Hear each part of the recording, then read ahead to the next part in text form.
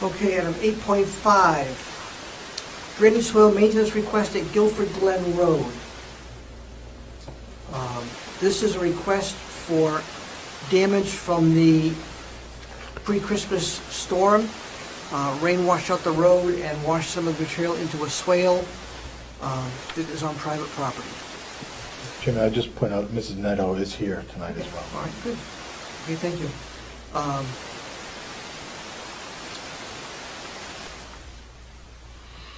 Megan?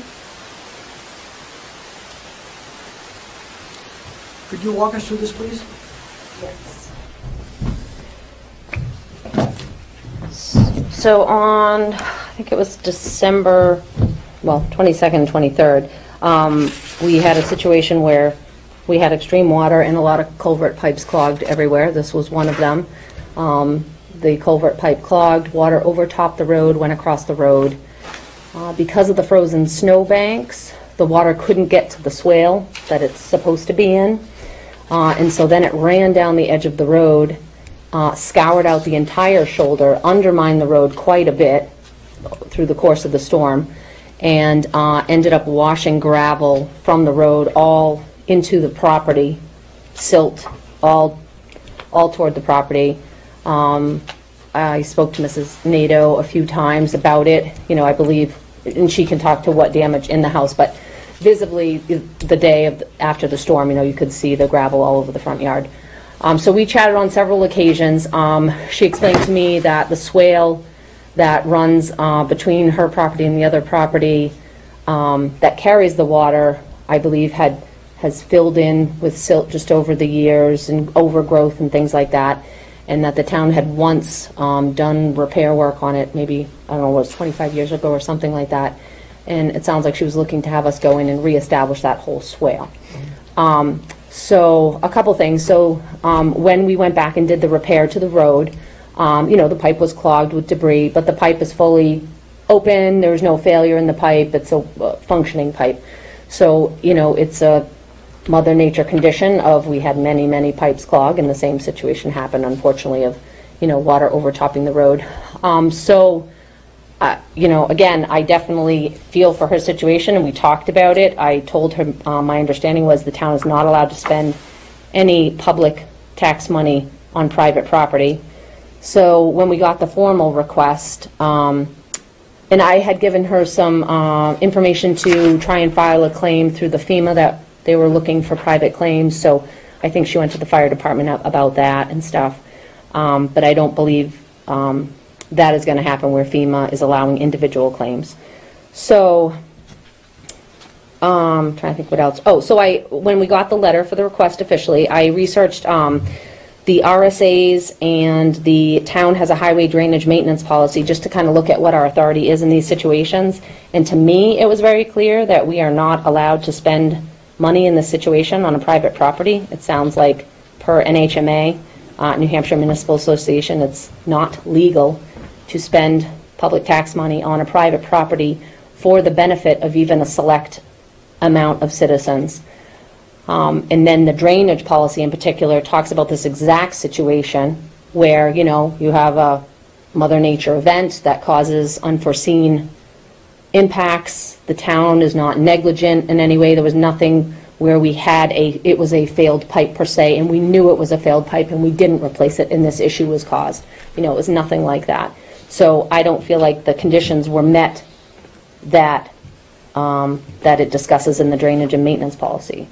So, unfortunately, my recommendation is that we do not spend this money, because I think we are legally not allowed to spend the money. And as I stated in the memo, we also need to think about not just this property, but many properties around town with culvert pipes that dump into, off the edge of the road, as they have for many years. And over the years, these swales fill with trees, silt, everything, and it's up to a property owner to maintain those in perpetuity, not the town. The town can't be responsible to chase these out behind properties. Our job is to maintain the inlet, the outlet, and the pipe itself. And that's, you know, we must maintain what is in the right-of-way and do it with due diligence, standards of practice, you know, standard acceptable maintenance, which I feel like we did and are doing. So, if that helps. It does. I'm going to ask you a difficult question. Over the years, if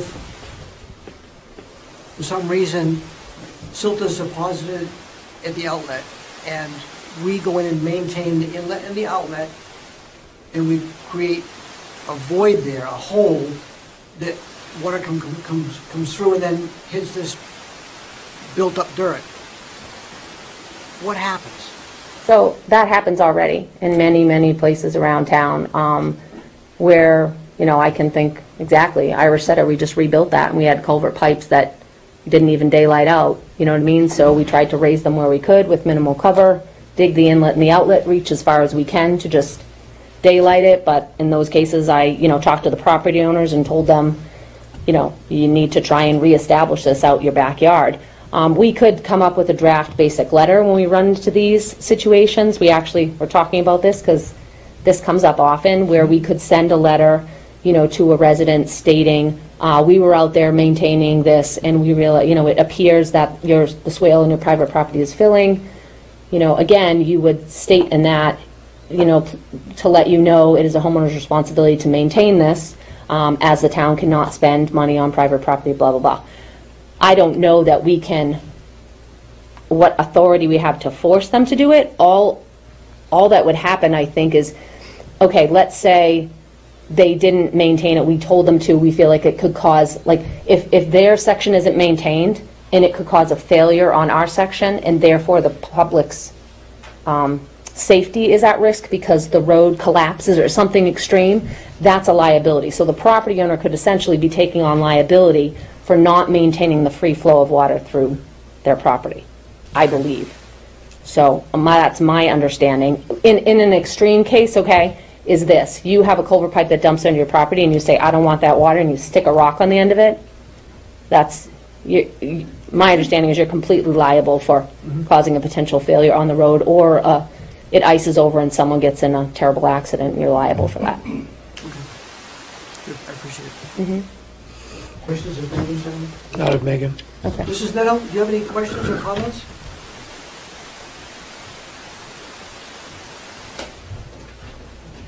Just to let you know, ma'am, we did receive your letter. Yes. And we looked at the pictures. Yes. And everything came with it, as well as some of the background. So. Right. And that's basically what I wanted to say was, back when we built that house in '83, we did have a backhoe come in because it was a 3-foot by 3-foot swale, 3 feet wide, 3 feet deep. And that culvert is up at the intersection. So it actually goes under the road, down the side of the road, and then goes through a swale between my property and Crum's property. It actually has to turn, you know, then to go down there. We had a backhoe come in 1989, and Richard Patel stopped at my property and said, you don't have any right to do that because it's our culvert that drops that water into that drainage, into the swale.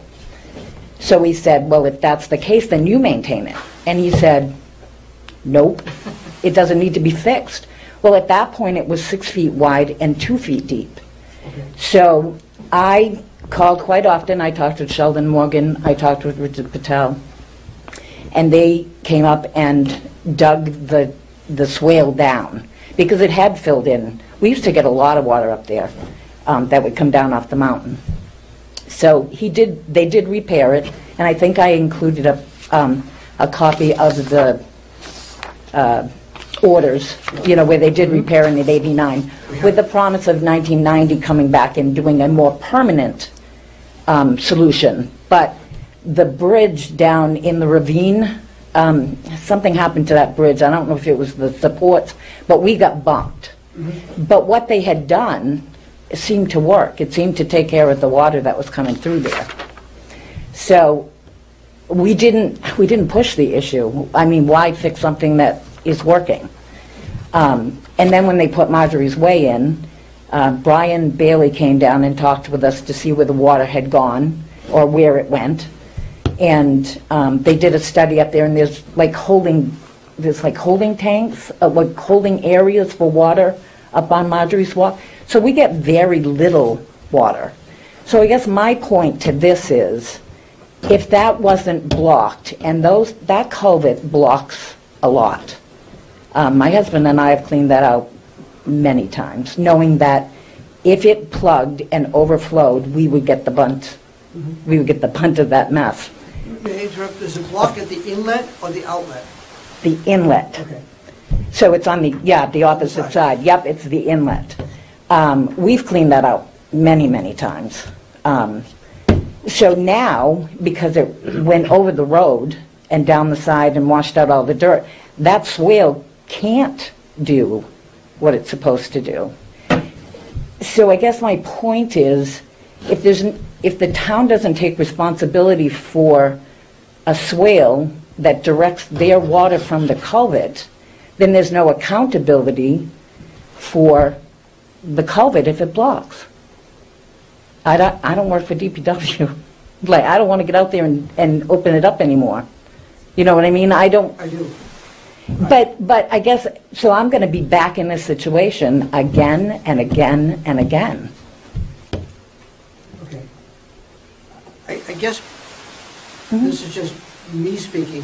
Yes. I'm not speaking for my fellow board members. Yes. It's not the town's water, because it comes from, a portion of it comes off the road. True. A lot of it comes from up above, I guess the slope. I should have said it a different way. It's the town's culvert. Yeah, we own the culvert, that we convey it. Right. We convey the water under the Right. road so people can pass over the flow. Right. Okay. All right, gentlemen, questions? So that's basically why we haven't repaired it we haven't had a bulldozer come in, because we were told to not interfere. So we've left it that way. And to be honest, it's worked fairly well up until the inevitable happened. And the debris that's in there now, is that just, it's built up over 30 plus years? No, a lot of it's, if you look at those pictures and you look out the backside of my property, you can actually see where the mud, now I had 6 inches of mud in my driveway that abutted my garage doors. I had to have a bucket loader come in and move that away from but it also breached my lower bedroom window, so I had mud that came in there. It went around the other side because it breached my property in 2 places. It actually breached from the banking in the front on the left-hand side of my driveway, and then it breached on the right-hand side of my driveway, went around my house and in my bulkhead. So I had mud coming in from 2 different places when I called DPW that day. And if I might ask, Yeah.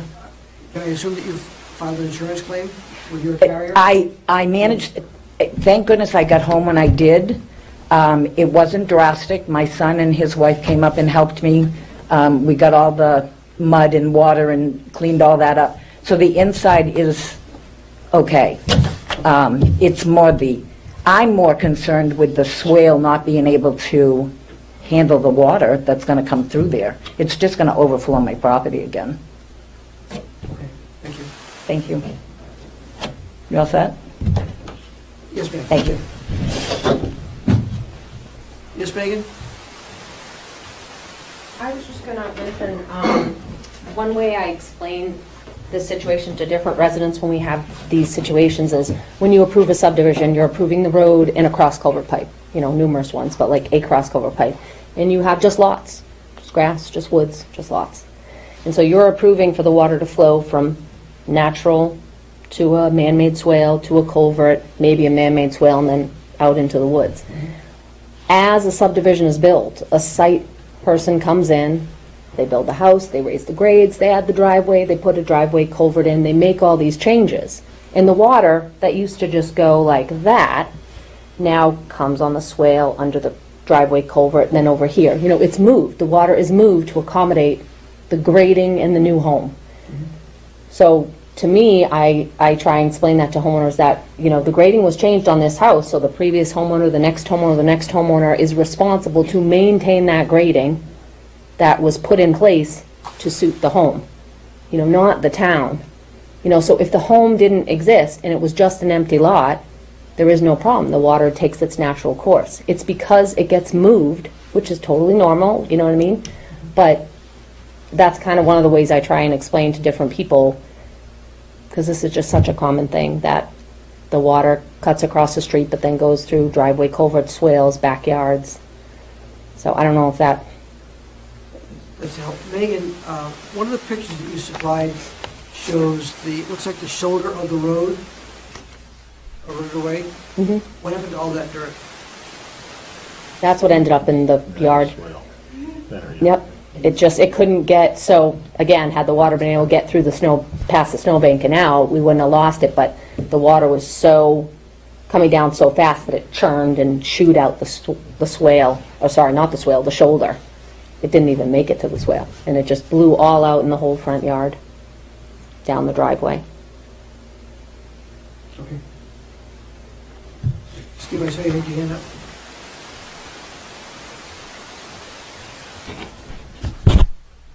This is highly unusual, by the way. We don't usually take comment like this, but it's a good night to be out. If we can all get home. I've lived across from the, excuse me, from the Nettles almost 40 years, and I have watched the water go overtop the street on a number of occasions. Years and years ago, it used to rush down before the Crumbs house was built. I'm on the Gilford Glen side looking at the Crumbs and at the Nettles. And before the house was built where the Crumbs now live, I used to watch the water almost like a white water river going through. So there is a large amount of water that has always gone through that area.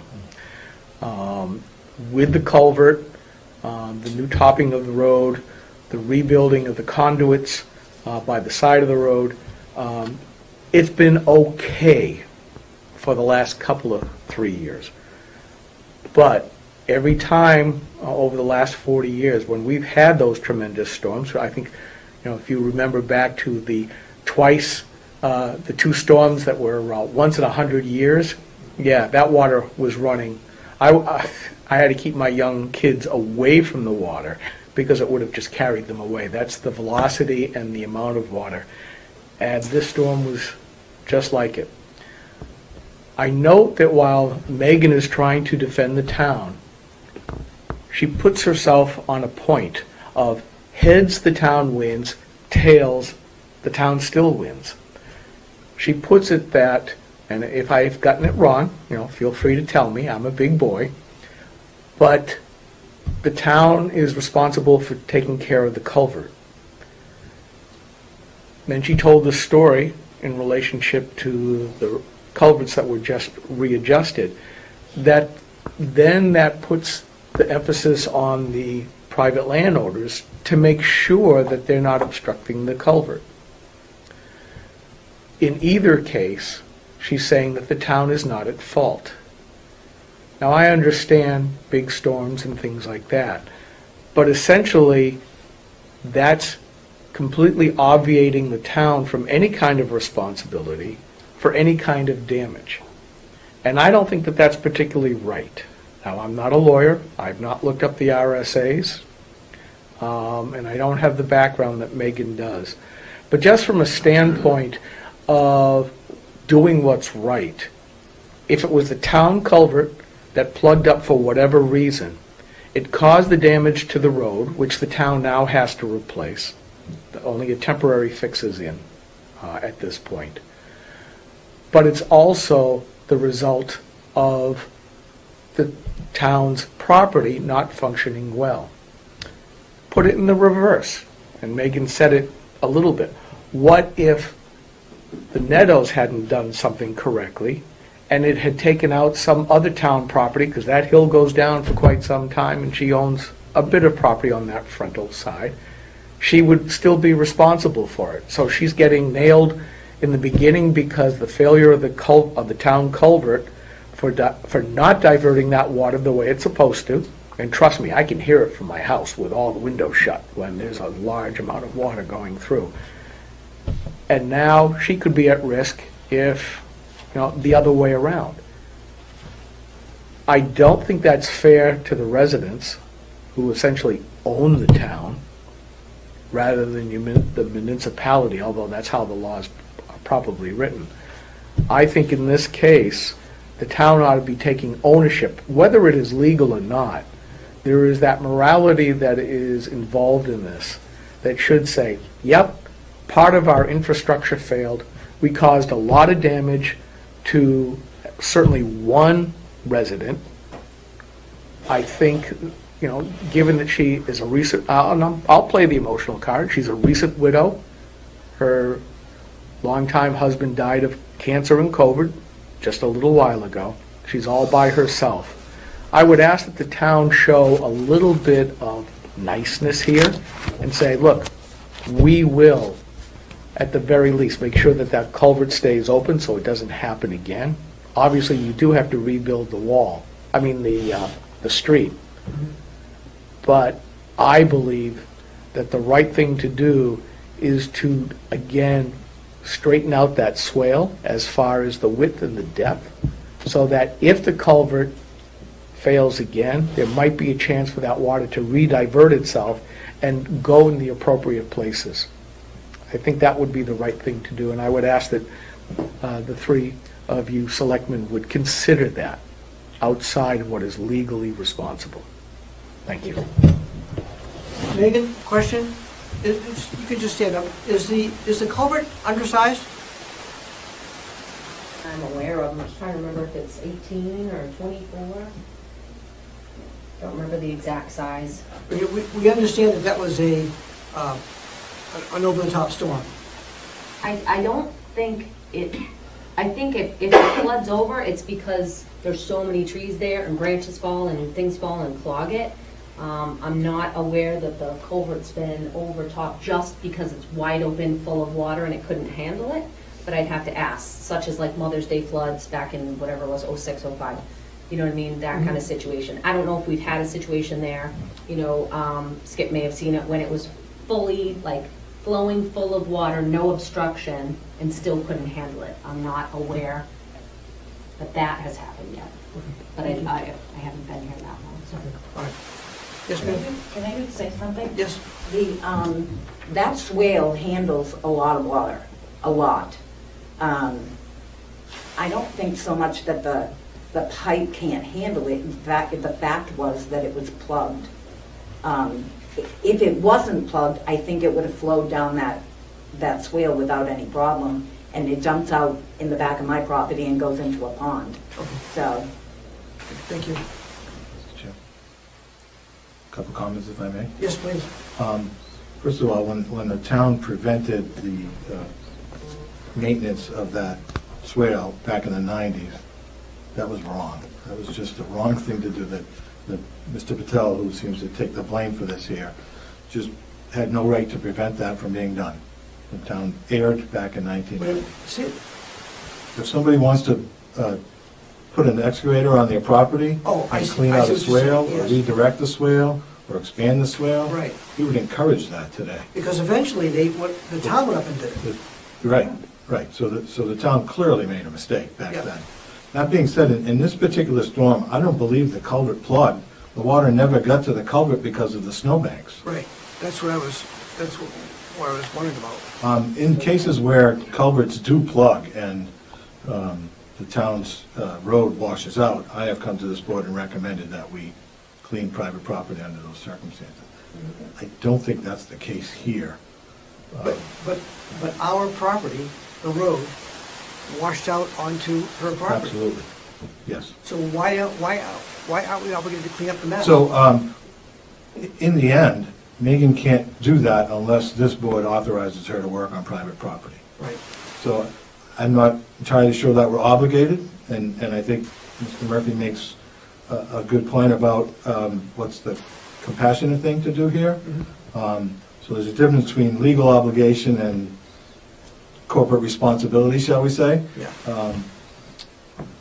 So just throw that out in the mix. But I don't think the culvert actually failed. The water never got to it because of the swales. That's where I was confused. Sir, questions? A couple comments. Number one, Mrs. Nadeau, I'll speak for myself. My heart breaks out for you. As a resident, as a citizen volunteer, this is why we volunteer our time, to help our neighbors out. At the same time, we balance with what our DPW director is trying to say is that we're also having to be accountable for all the residents, not just one or two. So that's the balance that we go every single day.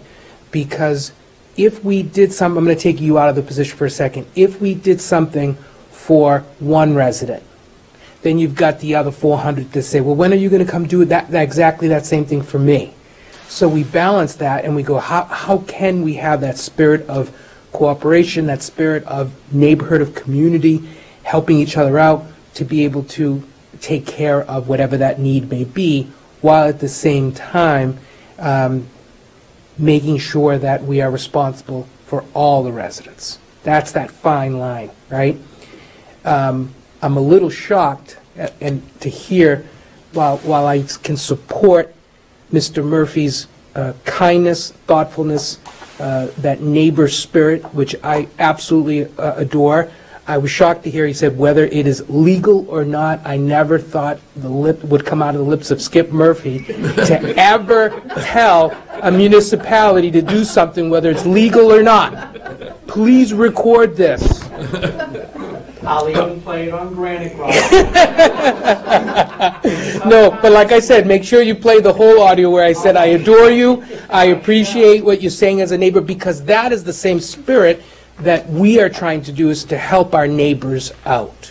When we say the town of Gilford, we're not speaking about just a municipality, a building, just the DPW department. No, no, no. When we say the town of Gilford, we mean all of us, the community, the residents. So we fight that battle all the time, because we have people who will say, hey, on the last storm, a tree fell on my property. I want you to come clean it up.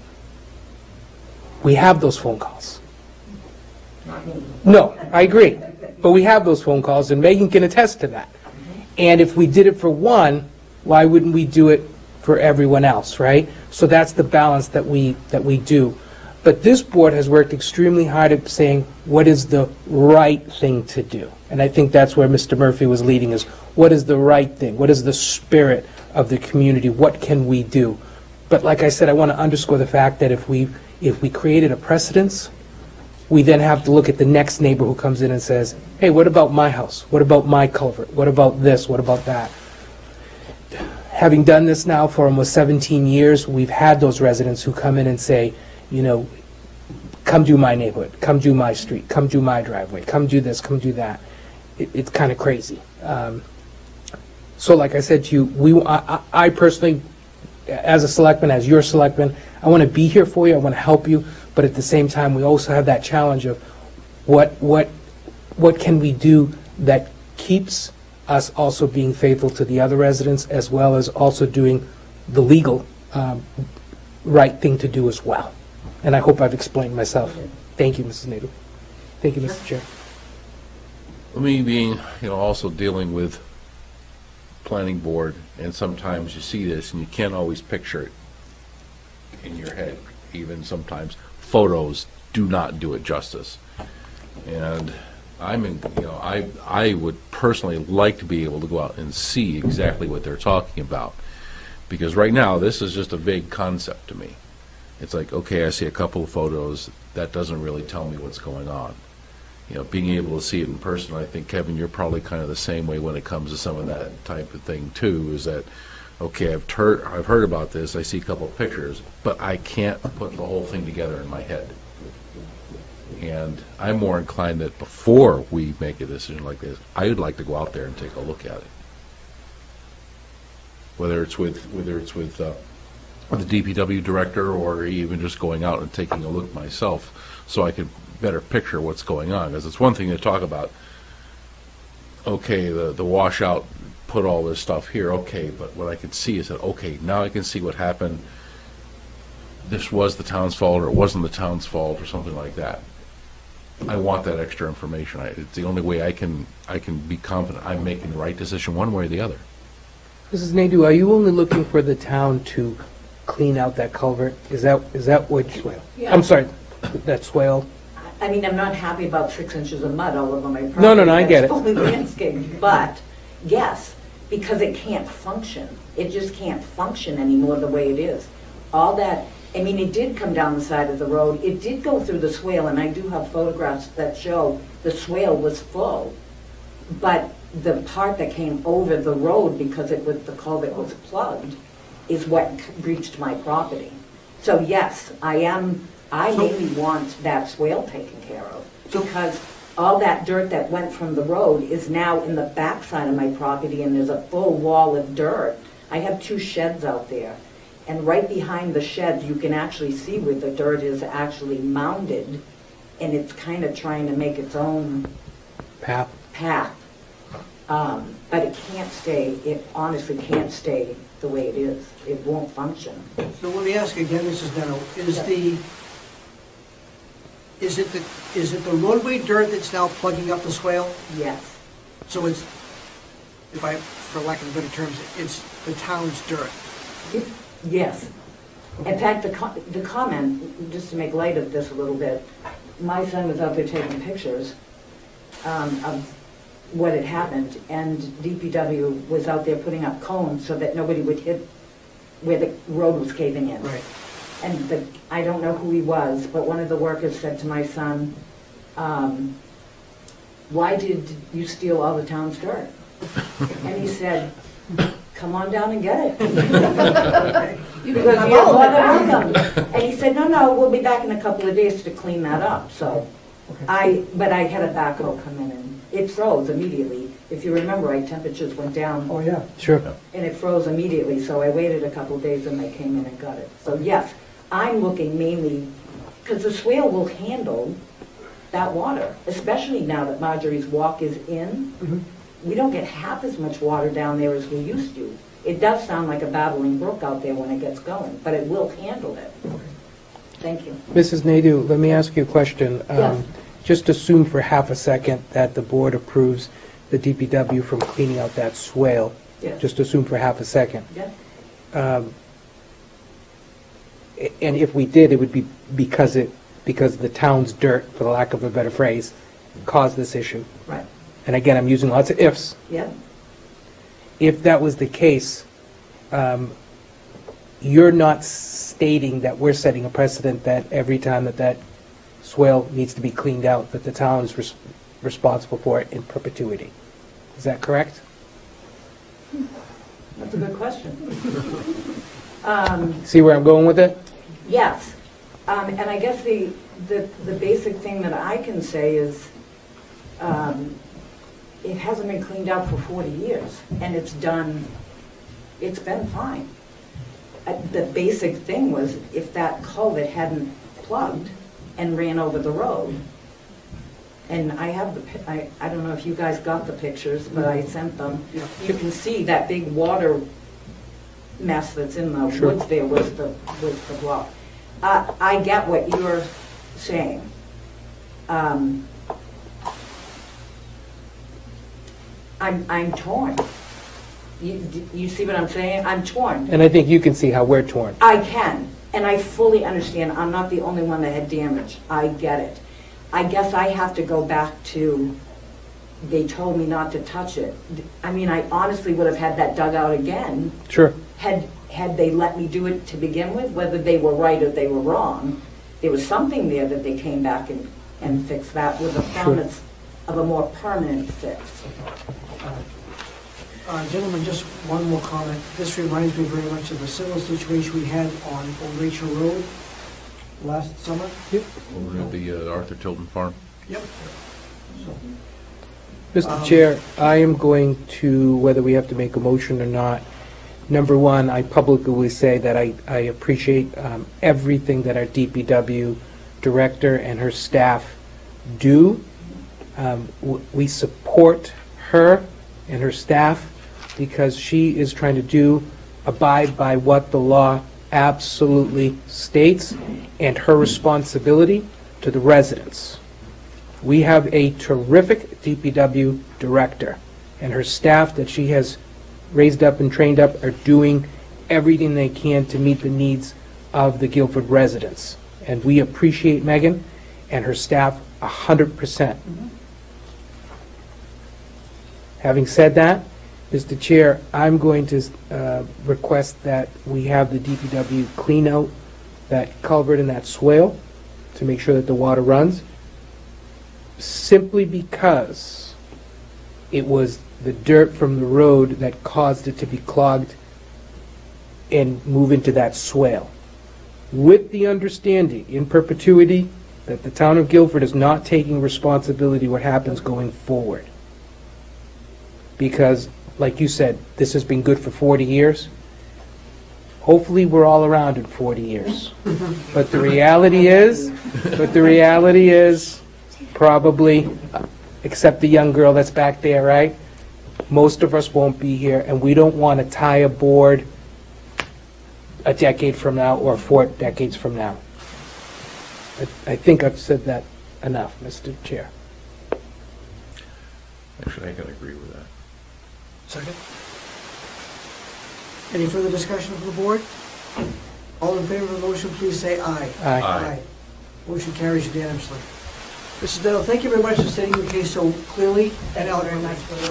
And Megan, thank you. We obviously understand that you're doing what you think is best for the town. That's where we get the final word. And we appreciate you, Megan. Thank you, Megan, and staff. Yes, that's what I said, yep. Okay, moving right along.